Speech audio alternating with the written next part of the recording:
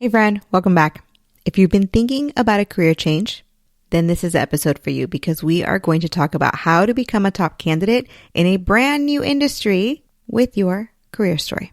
Now you might feel like, you've kind of had it with the position you're in, maybe the entire industry you're in. Maybe you're feeling burnt out or you want a brand new challenge. No matter what it is, if you're thinking of shifting industries, there's a couple of fears that tend to come along with that. If you're feeling like, I don't want to take a pay cut. I can't afford to take a pay cut. I have a mortgage. I have kids in college. I have all these financial commitments that I just cannot responsibly take a financial cut or face the uncertainty of not knowing what my finances are going to look like. Maybe you might be thinking, well, you know what? I invested so much time and effort in getting my degree, in having 10, 15, 20 years of experience. Now switching to a completely new field, I don't want to start over. And I completely get that. No matter what your concern is, it varies so greatly from person to person. So any one person will have a combination of these, thoughts going through their mind. And I think that's totally normal. It means that you and I, we have a pulse and we're human, right? But even though these thoughts are normal, it doesn't mean they are accurate and it doesn't mean they're serving you. Usually, some of our thoughts in our head help us to stay safe. Anytime we detect a potential threat, we begin to have these thoughts in order to keep us in this safe bubble. But at the same time that we are in a quote unquote safe bubble, we are still in a bubble. So to get out of that, I'm going to talk to you about that secret weapon, that thing that's going to help you to become a top candidate in a brand new industry. Now, with this solution, this thing we're going to talk about, you're able to get out of the situation that you're in, out of the career, out of the industry you're in, but you don't have to fear for your finances. You don't have to take a pay cut. You also don't have to give in to those imposter syndrome or those thoughts that are telling you that you wasted your time or that you're not qualified for a new industry. Because the entire time you've been in your career, you have been developing skill sets and qualities and abilities and experience and knowledge, all that can help you towards practically any career.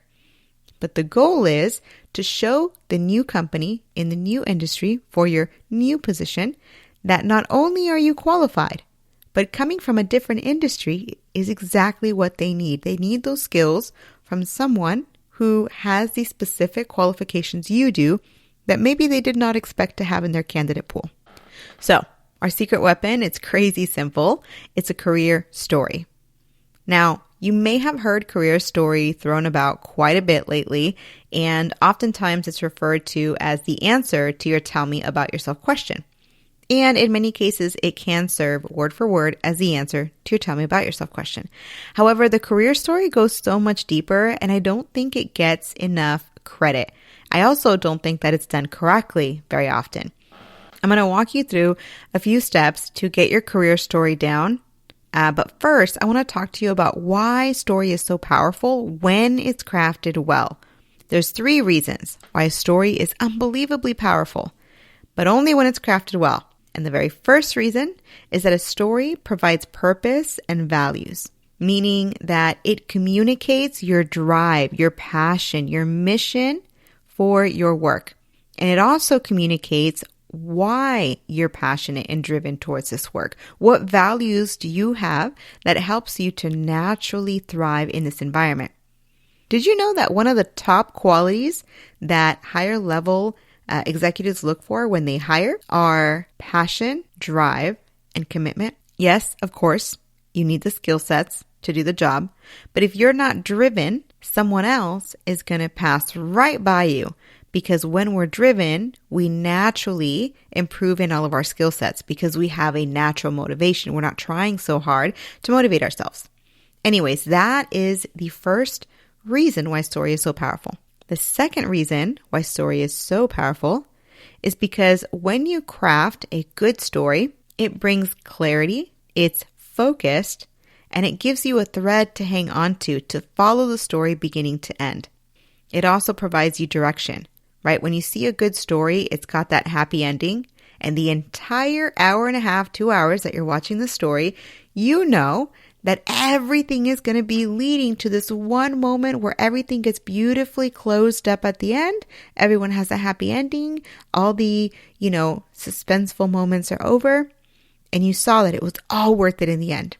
A story helps you to frame your experience, your entire career journey, as a story that says, I've been interested in this opportunity in this field for a long time, but here's the challenges that I've had to overcome and the ways in which I've learned skills and developed all of these assets in my toolbox to now come to this culminating moment, this perfect point in time where my fate and your fate meet and we are a perfect fit. I am a perfect candidate for your position, especially because I come from a different industry, because I bring you these skill sets, right? But all of that is when the story is crafted well, that's when it becomes a clear and focused thread that provides direction from the beginning of your career to this particular point, getting this particular job. Okay, the third reason why story is so impactful, so powerful, is because story invokes emotion. Think of any movie that you've seen, or if you've read a good book, you feel the ups and downs as you're going through the story.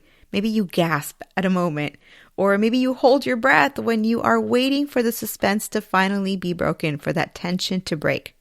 That feeling and that emotion causes engagement. If you don't feel anything in a movie, I promise you, you're going to fall asleep or change the channel. So, feeling invokes engagement, and as you're becoming more engaged, now you become invested. And that means you want to know what the outcome is. Maybe you even want to be a part of the outcome.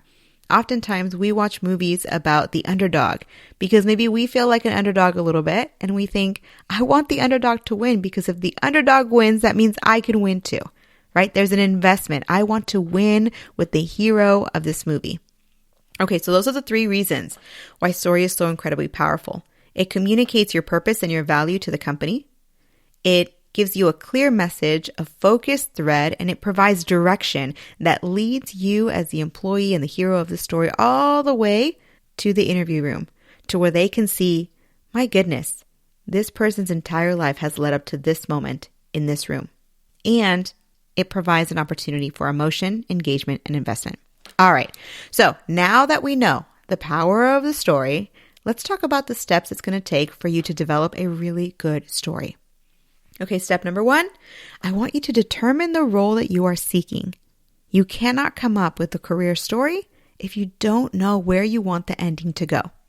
That's the key piece to remember. Oftentimes, we want to change careers, and the first thing we think of is, I bet you can guess, it's the resume. Everyone says, hey, I need to make a career change. I need to talk to Patricia.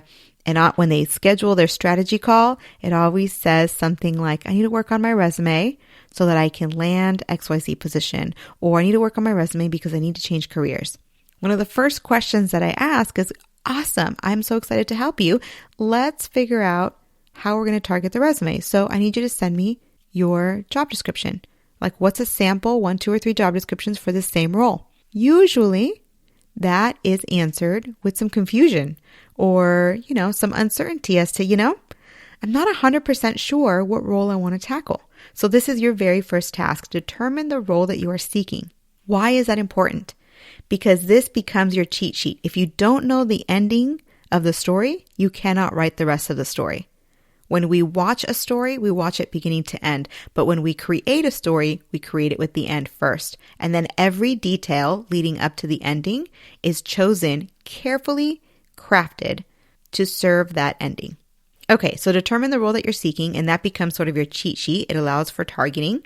And usually you can do this by grabbing a couple of sample job descriptions, make sure they're high quality job descriptions, they're from different companies for the same role in the same industry, and that you like all three jobs, all three job descriptions, job postings, I should say, that they appeal to you, so that there's a fit between the story you're crafting and what you actually want to land. Okay, that's step 1. Now, step 2 is to identify the substance within that role.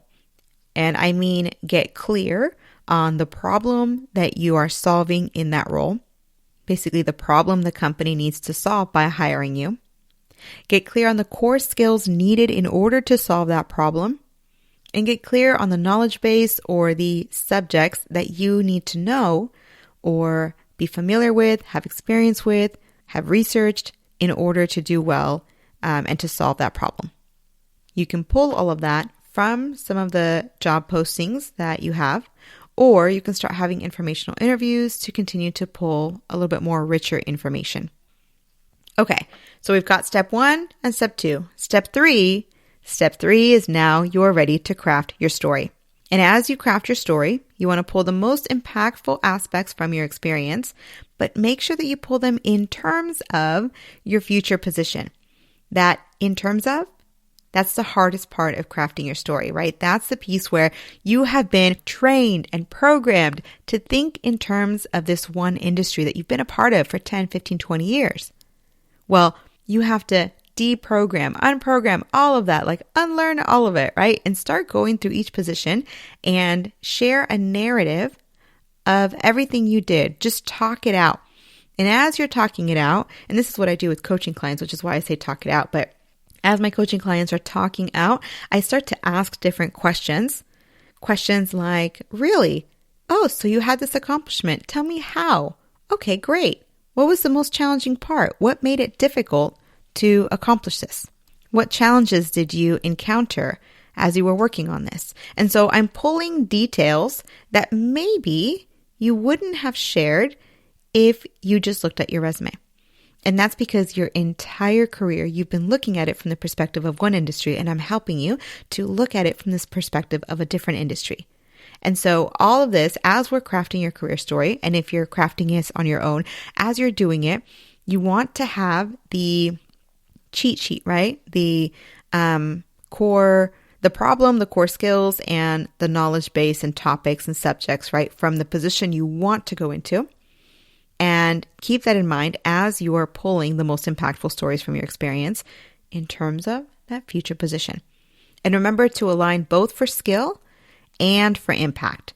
So aligning for skill means that you want to showcase your accomplishments that demonstrate that you have the skill needed to do the work and solve the problem in your future industry, right? So something that might be the biggest accomplishment in one particular position might not really be as relevant to that new industry, but maybe a lesser accomplishment in that same position is more relevant and impactful for your new industry. So then that's the story you choose.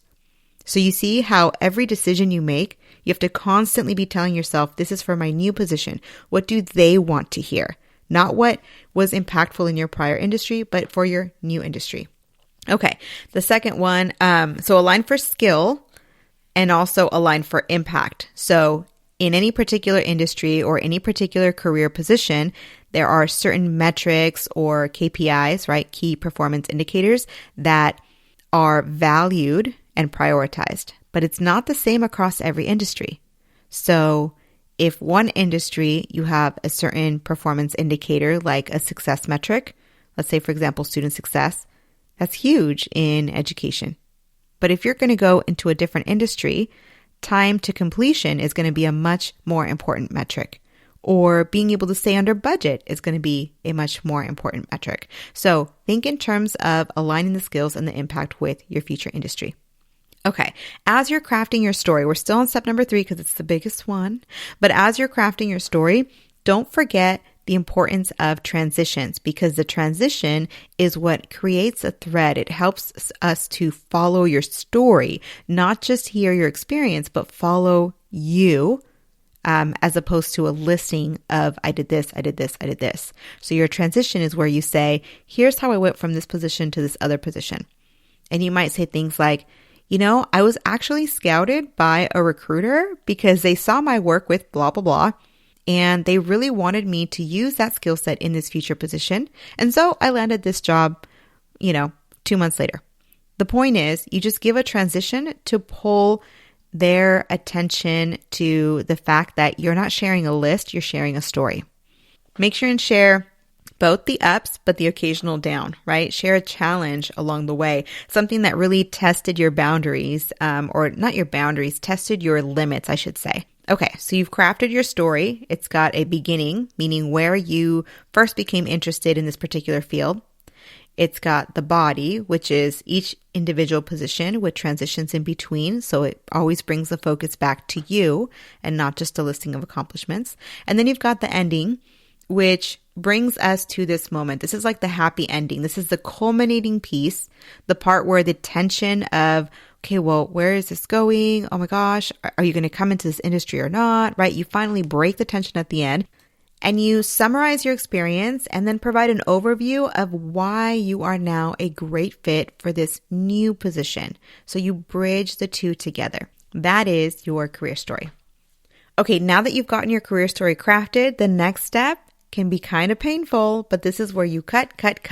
You chisel away at this masterpiece of a story that you have, remembering that a shorter story is always more powerful, so long as it keeps the most important aspects, right? So you constantly have to be looking at everything you share in the career story and saying, okay, out of everything I'm sharing here, what is most impactful? Everything else, cut it out. Next position, out of everything I'm sharing here, what is most impactful? Remember, in terms of the future position, not your past experience. And then continue cutting down. Shorter is more powerful, and clutter really hides the real value of what you have to share. So just remember that a clear message is incredibly simple, and the more you cut, it's likely that the better your message is.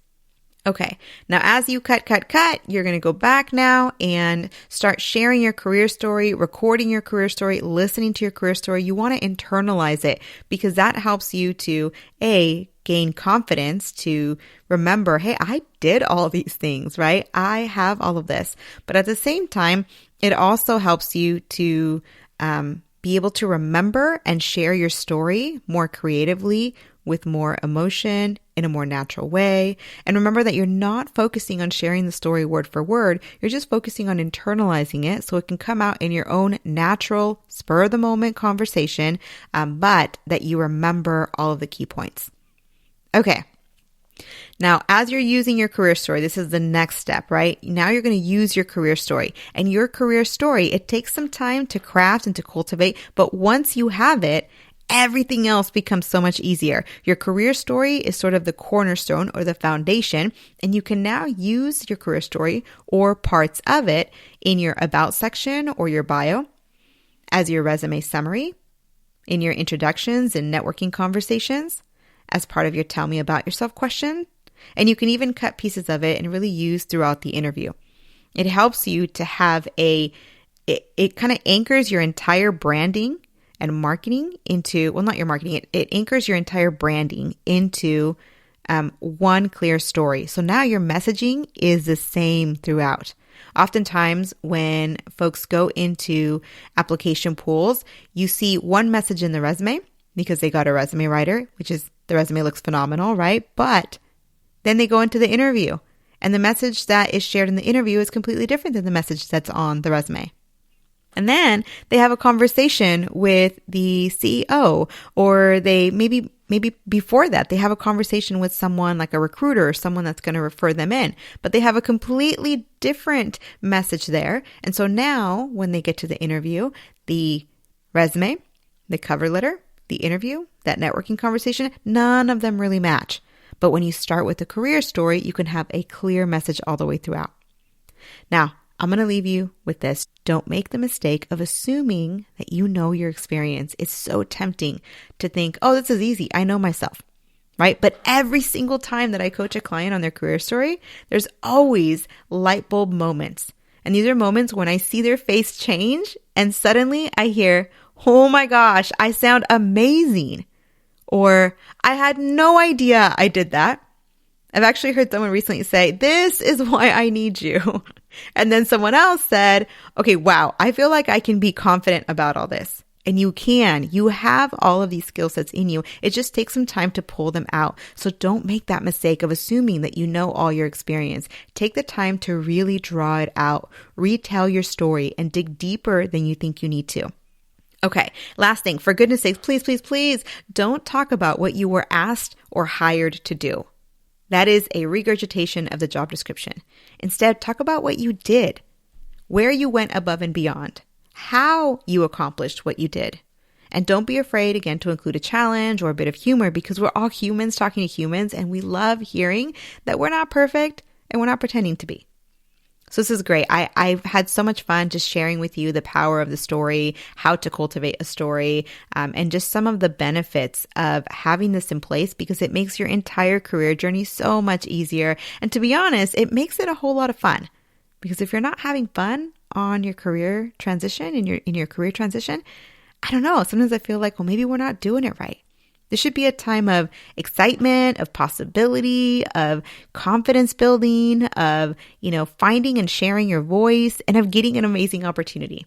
So anyways, I'm going to leave you with that. I'm really excited we got a chance to talk, and I'll see you on the next one.